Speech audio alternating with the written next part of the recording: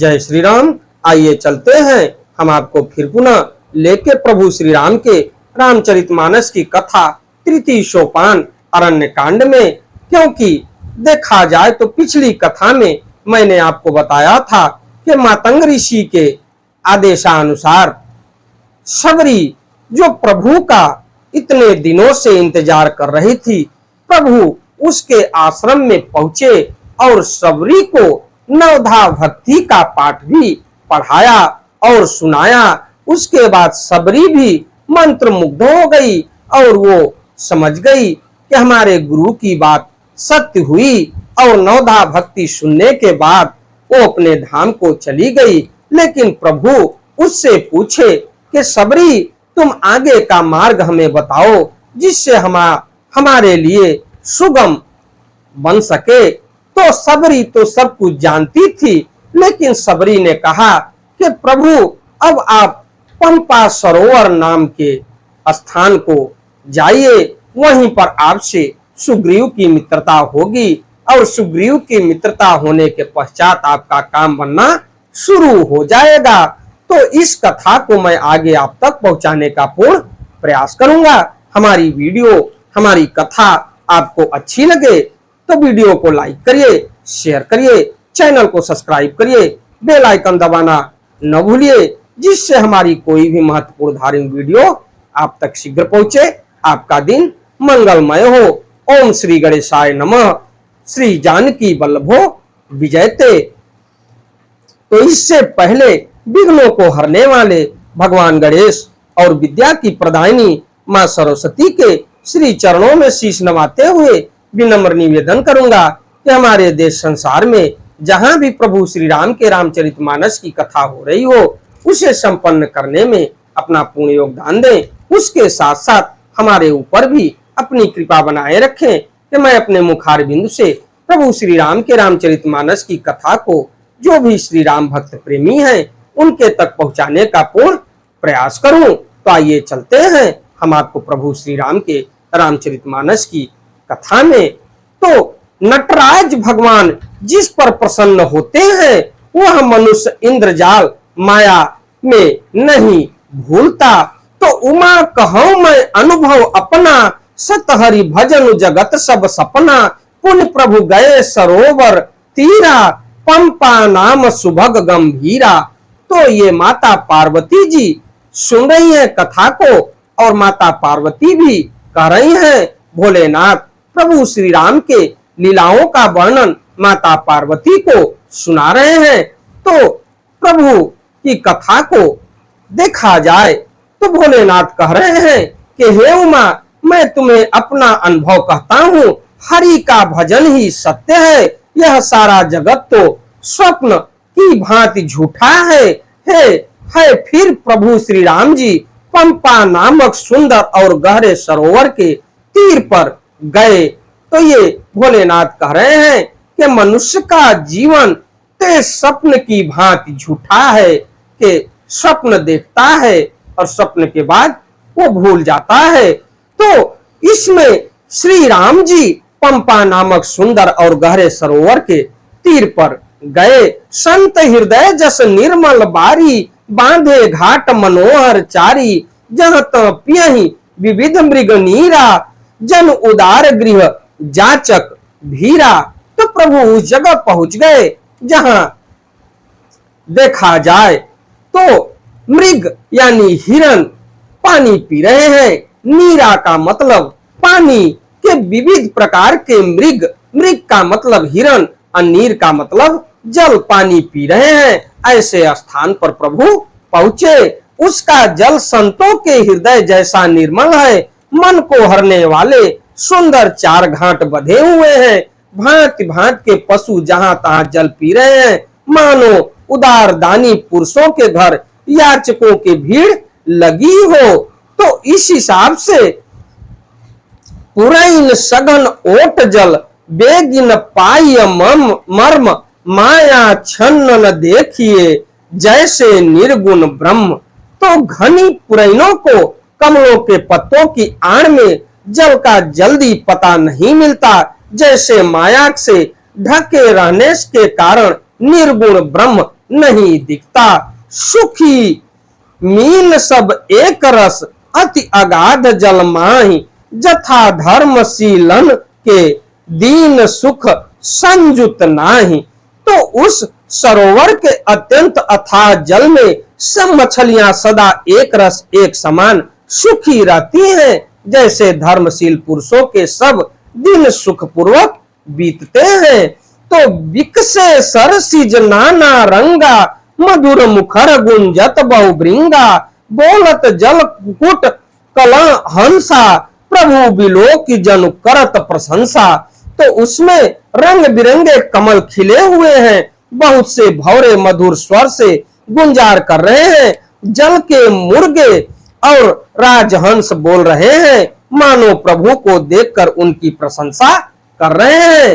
ये भोलेनाथ माता पार्वती से कह रहे हैं कि जल में जितने भी जीव जंतु कीड़े मकोड़े हैं वो प्रभु को देख के अपनी लीला कर रहे हैं। चक्र बाक बक खग समुदायी, देखत बनई बरन नहीं जाई, सुंदर खग गण गिरा सुहाई, जात पथिक जन लेत बोलाई। चक्रवात बगुले आदि पक्षियों का समुदाय देखते ही बनता है, उनका वर्णन नहीं किया जा सकता। सुंदर पक्षियों की बोली बड़ी सुहावनी लगती है, मानो रास्ते में जाते हुए पथिक को बुलाए लेते हो। तो ताल समीप मुनिन गृह छाए, चहुदिश कानन बिटप सुहाए, चंपक बकुल कदम्ब तमाला, पाटल पनस परास सरसाला। उसी झील पंपा सरोवर के समीप मुनियों ने आश्रम बना रखे हैं, उसके चारों ओर वन के सुंदर वृक्ष हैं। चंपा और मौल, श्री, कदम्ब, तमाल, पाटल, कटहल, ढाक और आम आदि है। नौ पल्लव कुसुमित तरुणाना, चंच रीक पटली कर गाना, शीतल मंद सुगंध सुभाऊ, संतत बहई मनोहर बाऊ। बहुत प्रकार के वृक्ष नए नए पत्तों और सुगंधित पुष्पों से युक्त है, जिन पर भौरों के समूह गुंजार कर रहे हैं और स्वभाव से ही शीतल मंद सुगंधित एवं मन को हरने वाली हवा सुंदर बह रही है। तो कहू कहू कोकिल धुनि करही, सुनि रव रस रसस ध्यान मुनि तरही। कोयले कुहू कुहू का शब्द कर रही है, उनकी रसीली बोली सुनकर मुनियों का भी ध्यान टूट जाता है। फल भार अन्न नमी बिटप सब, रहे भूमि नियराय, पर उपकारी पुरुष जिम न वही सुसंपत्ति पाई। फलों के बोझ से झुककर सारे वृक्ष पृथ्वी के पास आ लगे हैं, जैसे परोपकारी पुरुष बड़ी संपत्ति पाकर विनय से झुक जाते हैं।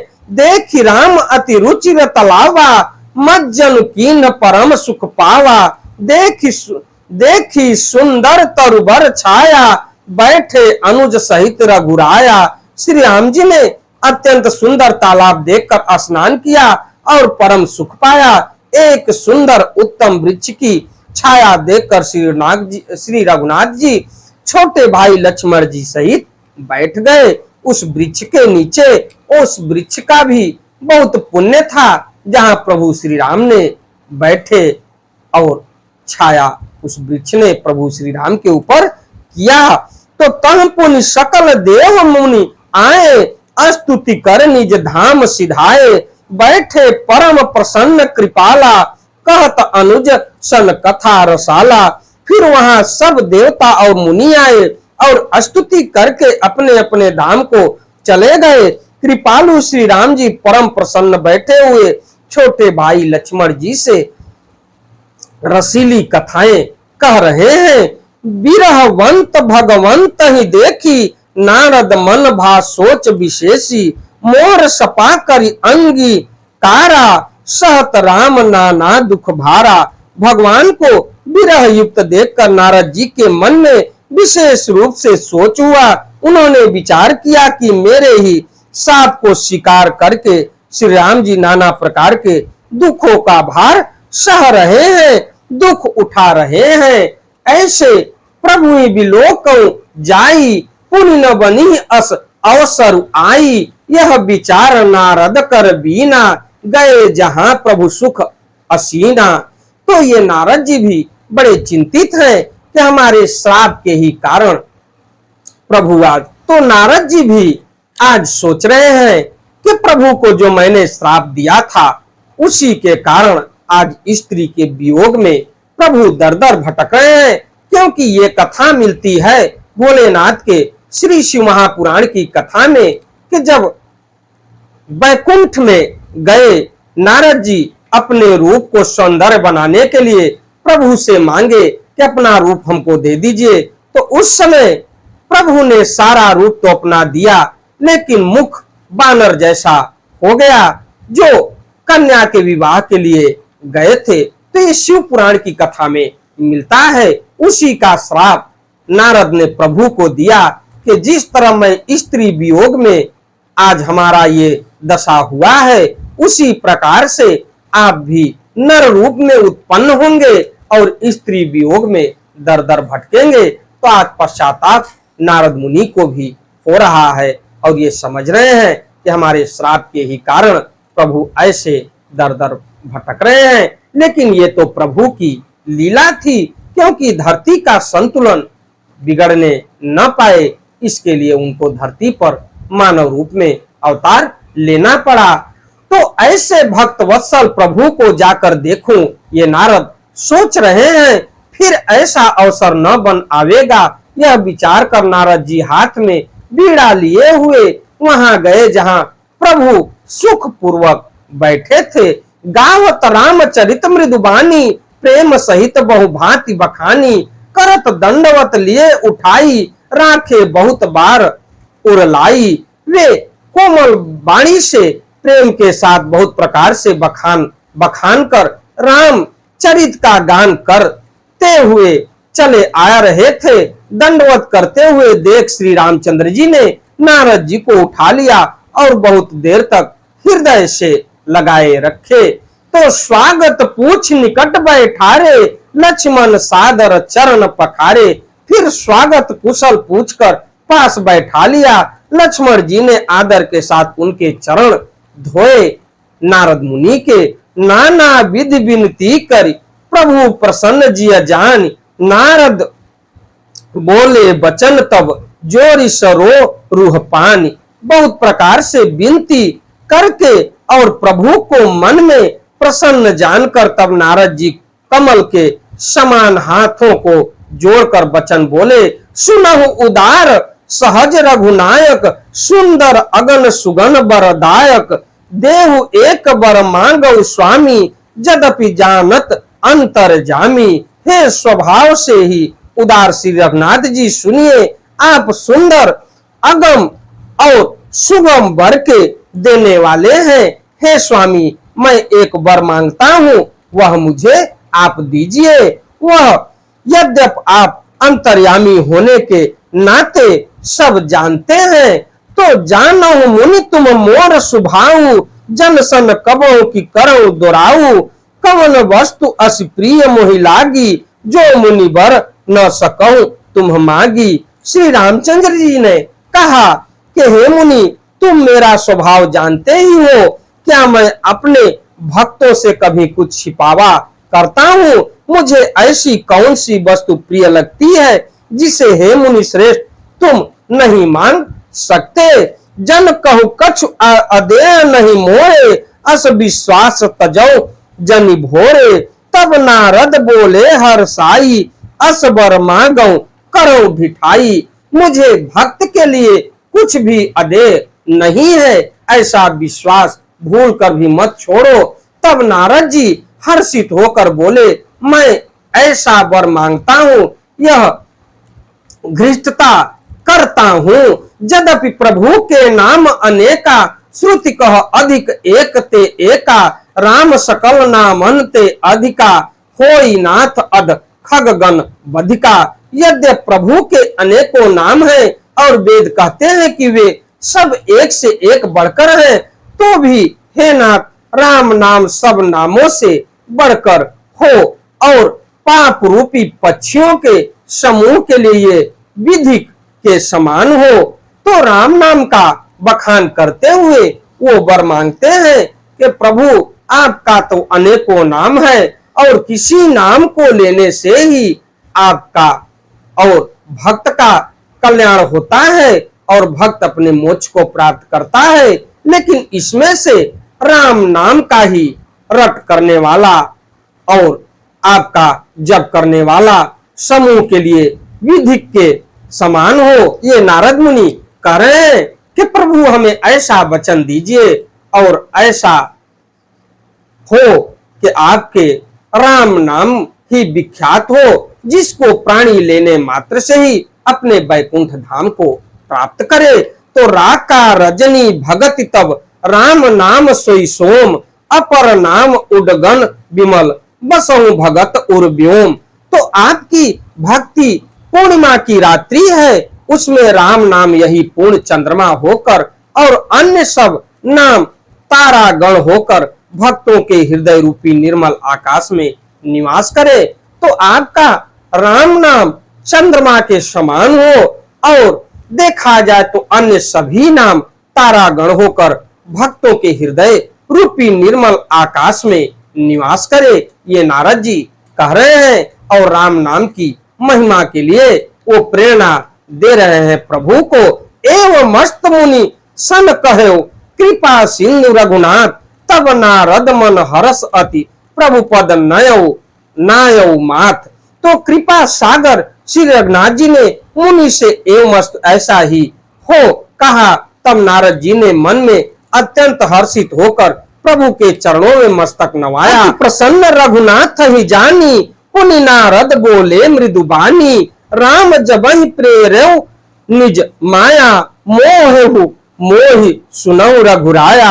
श्री रघुनाथ जी को अत्यंत प्रसन्न जानकर नारद जी फिर कोमल वाणी बोले, हे राम जी, हे रघुनाथ जी, सुनिए, जब आपने अपनी माया को प्रेरित करके मुझे मोहित किया था, तब विवाह मैं चाहूं कीन्हा, प्रभु के ही कारण करे न दीन्हा। सुन मुनि तब कहो सह रोसा, भजहि जे मोहि तज सकल भरोसा। तो ये देखिए नारद जी मुस्कुराते हुए कह रहे हैं कि प्रभु आपने तो हमारा विवाह नहीं होने दिया, तब मैं विवाह करना चाहता था। हे प्रभु आपने मुझे किस कारण विवाह नहीं करने दिया। प्रभु बोले, हे मुनि सुनो, मैं तुम्हें हर्ष के साथ कहता हूं कि जो समस्त आशा भरोसा छोड़कर केवल मुझको ही भजते हैं, करो सदा तिन कह रखवारी, जिन बालक राखई महतारी, गह शिशु बच्च अनल अहि धाई, तह राखई जननी अर गाई। मैं सदा उनकी वैसे ही रखवाली करता हूँ जैसे माता बालक की रक्षा करती है। छोटा बच्चा जब दौड़कर आग और सांपों को पकड़ने जाता है तो वहां माता उसे अपने हाथों अलग करके बचा लेती है। इसी के साथ मैं अपनी वाणी को विराम देता हूँ। हमारी कथा, हमारी वीडियो आपको अच्छी लगे तो वीडियो को लाइक करिए, शेयर करिए, चैनल को सब्सक्राइब करिए, बेल आइकन दबाना न भूलिए, जिससे हमारी कोई भी महत्वपूर्ण धार्मिक वीडियो आप तक शीघ्र पहुंचे। आपका दिन मंगलमय हो, अंधविश्वास से दूर रहते हुए चलते चलते एक बार प्रेम से बोलिए, प्रभु श्री राम की जय हो, प्रभु श्री राम की जय हो, प्रभु श्री राम की जय हो।